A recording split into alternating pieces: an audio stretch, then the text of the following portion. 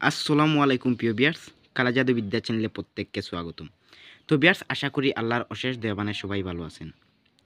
তো আমি বিদ্যা প্রতিদিন দিতে পারি না, আমি একটু সময় কম পাই, তার কারণে আমি তারপরেও আমি ভিডিও দেওয়ার চেষ্টা করি, কোশিশ করি আমি আপনাদের শেখার জন্য আমি বিদ্যা দেওয়ার কোশিশ করি। তারপরেও আমার একটু কম সময়, তারপরে আমি ভিডিও তৈরি করি।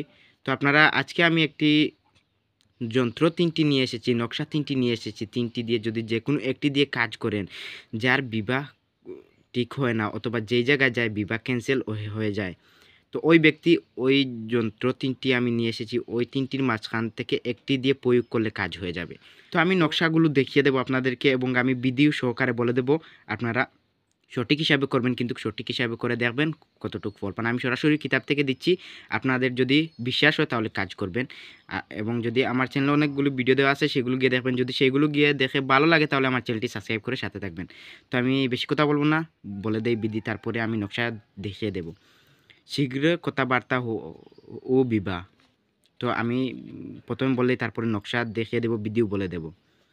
যেসব যুবক যুবতীকে দেখার পরেও আর বিবাহের কথাবার্তা এগোয় না, অথবা কোনো স্থানে কথা চলতে চলতে মাঝেই ভেঙে যায়, সেক্ষেত্রে বুঝতে হবে যে বিবাহে কোনো অদৃশ্য বাধা আসছে।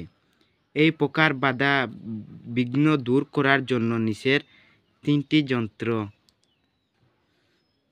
সমানভাবে শক্তিশালী। অতএব এক্ষেত্রে আপনি এর মধ্যে যে কোনো একটি তাবিজ তৈরি করে গলায় ধারণ করবেন। তো ৩টি যন্ত্র আছে, ৩টির মাঝখানে যে কোনো একটি আপনারা তৈরি করে নেবেন, তারপরে যে কোনো একটি প্রয়োগ করলে কাজ হয়ে যাবে। আমি ৩টি নকশা দেখিয়ে দেবো আপনাদেরকে। তো আমি নকশা দেখিয়ে দেই, আপনারা দেখেন নিন। তো দেখে নেন, এই ৩টি নকশা আমি বিধি বলে দেবো কীভাবে করতে হয়। এই 3টি যন্ত্রর মাঝে যে কোনো একটি আপনারা প্রয়োগ করবেন। যে কোনো একটি প্রয়োগ করার সাথে সাথে আপনারা দেখবেন তাড়াতাড়ি বিবাহের কথাবার্তা যেই জায়গায় যান ঠিক হয়ে যাবে। তো আমি বিধি বলে দিই কীভাবে করতে হয়। তো নকশা আপনারা প্রথমে যে কোনো একটি লিখে নেবেন, তারপরে সঠিক হিসাবে করবেন। আমি বিধি বলতে দেখে নেন।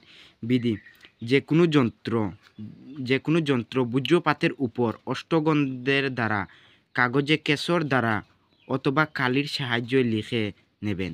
পূজা এবং পান প্রতিষ্ঠা করার পর ৩ দিন পর্যন্ত পূজার স্থানে বা পবিত্র স্থানে রাখবেন। চতুর্থ দিনে তামা অথবা রূপার তাবিজে ভরে গলায় ধারণ করবেন, কার্য সফল হবে। তো আপনারা নকশা একটি লেখলেন, লেখার পরে এই নকশা আপনারা বূর্জপাতের উপর লিখবেন। বূর্জপাতের উপর লিখবেন অষ্টগন্ধার দ্বারা, কাগজে কেশর দ্বারা অথবা কালির সাহায্যে লিখে নেবেন।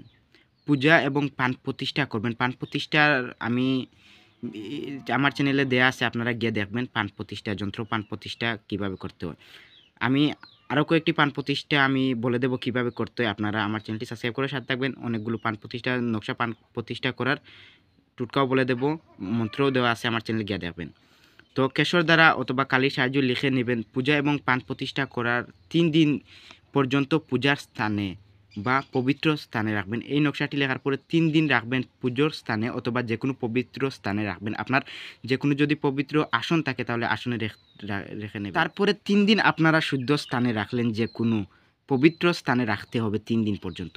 3 দিন ওই একটি নকশা রাখার পরে চতুর্থ দিনে আপনি তামা অথবা রূপার তাবিজে ভরে গলায় ধারণ করবেন। তারপরে দেখবেন কতটুকু মারাত্মক কাজ হয়, আপনারা ফল পেয়ে যাবেন সঙ্গে সঙ্গে। তারপরে পরবর্তীতে আরও একটি কাজ করতে হয়, এই কাজের সঙ্গে আরেকটি কাজ করতে হয়, আমি পরবর্তী ভিডিওতে নিয়ে আসব।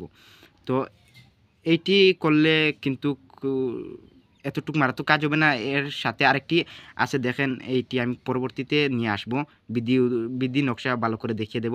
তো আপনারা আমার ভিডিওটি পুরোপুরি দেখার জন্য ধন্যবাদ। তো আমি আগামীকাল ওই ভিডিওটির 2 নম্বর পার্ট আমি নিয়ে আসবো। তো সবাই ভালো থাকবেন। আমার ভিডিওটি পুরোপুরি দেখার জন্য ধন্যবাদ। তো আজকের জন্য এইটুকু, ভিডিও এখানে রইল। তো আমি ভিডিও এখানেই বন্ধ করলাম।